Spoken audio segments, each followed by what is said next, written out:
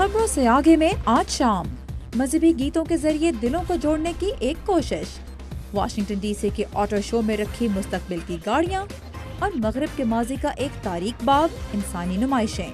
ये है voice of America की पेशकश खबरों से आगे। वॉइस ऑफ अमेरिका वाशिंगटन से आप सबको हमारा सलाम। आप देख रहे हैं खबरों से आगे और मैं हूं सारा जमान। आज का शो शुरू करेंगे अमरीकी माशरे के उस पहलू से जिसके लिए ये मुल्क दुनिया भर में जाना जाता है, और वो है यहाँ पाया जाने वाला सकाफती तनव्वु या कल्चरल डाइवर्सिटी। अमरीका में हर रंग, नस्ल और मज़हब से ताल्लुक़ रखने वाले लोग आबाद हैं और उनके दरमियान जगानगत पैदा करना भी आसान नहीं, लेकिन इसके लिए कोशिशें माशरे के बहुत से हिस्सों में जारी रहती हैं। नदीम याकूब हमें ले जा रहे हैं एक ऐसे कॉन्सर्ट में जिसका मकसद मजहबी गीतों के ज़रिए मुख्तलिफ मज़ाहिब के लोगों को एक दूसरे के करीब लाना था। आइए देखते हैं। अजान की ये आवाज़ किसी मस्जिद के गुंबद से नहीं बल्कि वाशिंगटन डीसी में वाक़ एक मस्जिद की तरह की इमारत के अंदर से आ रही है, और ये इमारत है कैथोलिक फ़िरके का the basilica of national shrine church. 31वीं बैनुल मज़ाहिब या इंटरफेथ कॉन्सर्ट का आगाज़ मुख्तलिफ मज़ाहिब की दुआओं और अजान से हुआ, और फिर मुख्तलिफ मज़ाहिब से ताल्लुक़ रखने वाली कम्यूनिटीज़ ने मजहबी और रूहानी गीत पेश किए। वाशिंगटन की अवार्ड याफ्ता मौसीकार डॉक्टर जोइस गैरेट इस कॉन्सर्ट की निगरान थी। मेरा ईमान है कि तमाम लोग एक दूसरे से मिलते जुलते हैं। हमें वो मुश्तरक चीज़ें ज़्यादा हैं उनकी बनस्बत जो हमें तकसीम करती हैं। ये कॉन्सर्ट वाकई बैनुल मज़ाहिब है, इसलिए कि इसमें कैथोलिक, प्रोटेस्टेंट, मुसलमान, बहाई और बुद्ध मत से ताल्लुक़ रखने वाले सभी लोग शामिल हैं। शुरका ने कॉन्सर्ट की कामयाबी के लिए इंतहाई खुशगवार और दोस्ताना माहौल में रियाज किया। मुख्तलिफ बैकग्राउंड्स और रवायात के बावजूद उनकी मौसीकी में हम आहंगी और रब थी शायद इस कॉन्सर्ट की खूबसूरती थी। और कुछ शुरका जैसे बहाई मज़हब से ताल्लुक़ रखने वाली रोया बॉमन का कहना था कि ये उनके लिए एक रूहानी तजुर्बा था। मैं इस प्रोग्राम में शरीक होकर बहुत खुश हूँ क्योंकि यहाँ पर आप मौसीकी की मुख्तलिफ असनाफ और रिवायात से महसूस हो सकेंगे। चूँकि मौसीकी रूह को तस्कीन बख्शती है, इसलिए अगर आपको कहीं ऐसा माहौल मिले जहाँ सब लोग मिलकर ऐसी मौसीकी और ज़ुबान एक दूसरे के साथ बांटें तो ऐसी तकरीब सिर्फ बाबरकत ही साबित हो सकती है। मसीही फ़िरकों, यहूदियों, बहाई, बुद्ध मत, मुसलमान और कई दीगर मज़ाहिब से ताल्लुक़ रखने वाले ग्रुप्स और क्वायर्स ने कॉन्सर्ट में शिरकत की। मुसलमान कम्युनिटी की नुमाइंदगी इंडोनेशियाई ग्रुप ने की जो ज़्यादातर नई नस्ल पर मुश्तमिल था।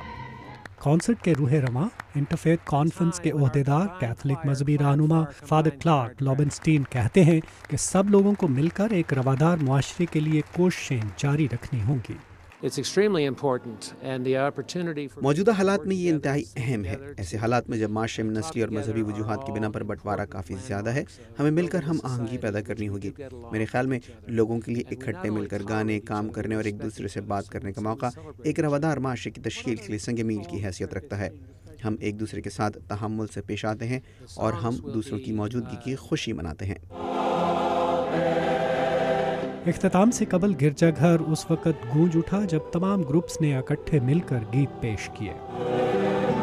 अमेरिका में बैनुल मज़ाहिब हम आहंगी के लिए तकरीबात नई बात नहीं, मगर इसके लिए काम करने वाले सरगर्म लोगों का कहना है कि ना सिर्फ इस किस्म की तकरीबात का तवातर से इनकाद अहम है बल्कि इनमें मज़ीद लोगों को शामिल करना बेहद ज़रूरी है। नदीम याकूब, उर्दू VOA, वाशिंगटन।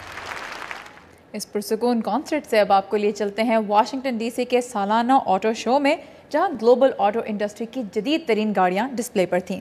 मुस्तकबिल की गाड़ियां कैसी होंगी ये बता रहे हैं अब्दुल अजीज खान। डीसी ऑटो शो में कदम रखते हुए सबसे पहले मेरी नज़र जिस गाड़ी पर पड़ी वो थी फोर्ड एवो। ये एक ऐसी हाई टेक और फ्यूचरिस्टिक कॉन्सेप्ट कार थी जिसके ऊपर अभी तक प्राइस टैग भी नहीं लगाया गया था। बिल्कुल मालूम होता था कि इस गाड़ी को किसी जेम्स बॉन्ड की फिल्म में से निकाला गया हो, मगर हकीकी मानों में जो गाड़ियां मुस्तकबिल को डिफाइन करती हुई नज़र आती हैं वो ये हाई पावर्ड मसल व्हीकल्स नहीं बल्कि छोटी कम ईंधन पर चलने वाली गाड़ियां हैं। माहिरीन का अंदाज़ा है कि दुनिया में तब्दील होती हुई मईशत को देखते हुए बहुत कम लोग बड़ी गाड़ियां ख़रीद पाएंगे। इसी वजह से ऑटो इंडस्ट्री की इस साल पूरी कोशिश ही यही है کہ مارکیٹ میں سب سے زیادہ بکنے والی پاکٹ کار کو انٹروڈیوس کیا جائے۔ ماضی میں چھوٹی گاڑیاں کم عمر افراد اور خواتین کے لیے ڈیزائن کی جاتی تھیں۔ اس سال ڈیزائنرز کے لیے سب سے بڑا چیلنج ہی یہی تھا کہ انہیں ایسے ڈیزائن کیا جائے کہ مرد حضرات بھی ان کی طرف متوجہ ہو سکیں۔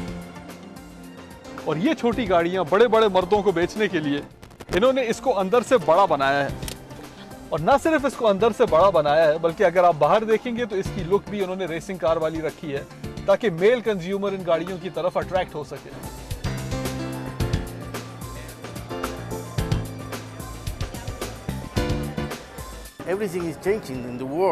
دنیا میں حالات بدل رہے ہیں، ہر چیز پہلے سے مہنگی ہوتی جا رہی ہے، تیل کی قیمت آنے والے دنوں میں بڑھتی چلی جائے گی، تو چھوٹی گاڑی رکھنا ہی عقل مندی ہے۔ سایان IQ صرف 10 فٹ لمبی گاڑی ہے، مگر ڈیزائنرز نے اسے ایک فیوچرسٹک سائنس فکشن ٹینک کی طرح ڈیزائن کیا ہے۔ ہر گاڑی بنانے والا مردوں کے لیے گاڑی ڈیزائن کرتا ہے، وجہ یہ ہے کہ خواتین کو ایسی مردانہ طرز پر بنائی ہوئی گاڑیاں چلانے میں مسئلہ نہیں ہوتا، مگر مرد کبھی بھی زنانہ گاڑیاں نہیں چلائیں گے۔ سایون بھی اگریسو طرز کی گاڑیاں بناتی ہے کیونکہ انہیں مرد اور خواتین دونوں چلا سکتے ہیں۔ جہاں بھی کم خرچ کی بات آتی ہے وہاں الیکٹرک کارز کا ذکر تو ضرور ہوتا ہے۔ اس سال کے آٹو شو میں سب سے انوکھی چیز وہ گاڑیاں تھیں جو بجلی سے چلتی ہیں۔ سن 2012 کی فورڈ الیکٹرک میں تو انجن بھی نہیں ہے، اس میں بجلی کی بیٹری لگی ہوئی ہے کیونکہ یہ پوری طرح سے بجلی پر چلتی ہے۔ اور الیکٹرک کارز کے سب سے مشہور ماڈلز میں سے نسان لیف بھی ہے۔ نسان کا کہنا ہے کہ اس موجودہ معیشت میں یہ گاڑی بہت تیزی سے بک رہی ہے۔ We just hit 10,000 Nissan Leafs on the road in the US. دیکھنے میں تو یہ فورڈ ایوو کی کانسیپٹ کار بہت فیوچرسٹک معلوم ہوتی ہے، مگر بدلتی ہوئی معیشت کو سامنے رکھتے ہوئے یہ بہت ممکن ہے کہ یہ آنے والے دور کی گاڑی کے بجائے جانے والے دور کی گاڑی کے طور پر اپنی مارکیٹ قائم کرے۔ تو یہ تھا اس سال کا DC آٹو شو۔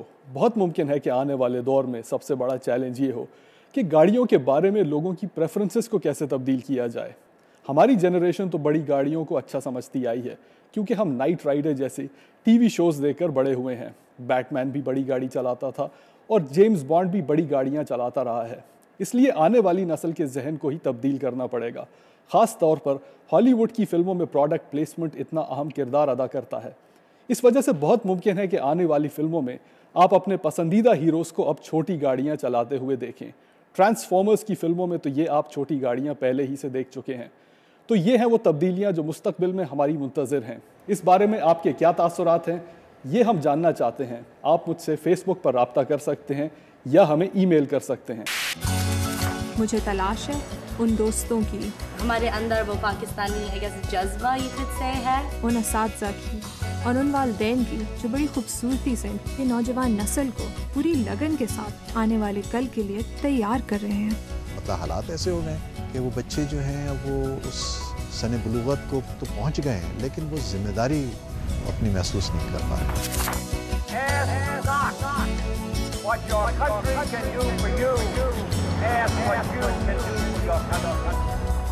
اب لیتے ہیں ایک شارٹ بریک۔ اور کیا آپ جانتے ہیں کہ یورپ اور امریکہ میں عجیب و غریب اشیاء کی طرح کبھی انسانوں کی بھی نمائش لگتی تھی؟ یہ نمائش کیسی ہوتی تھی، اس پر ایک رپورٹ بریک کے بعد ہمارے ساتھ رہیے گا۔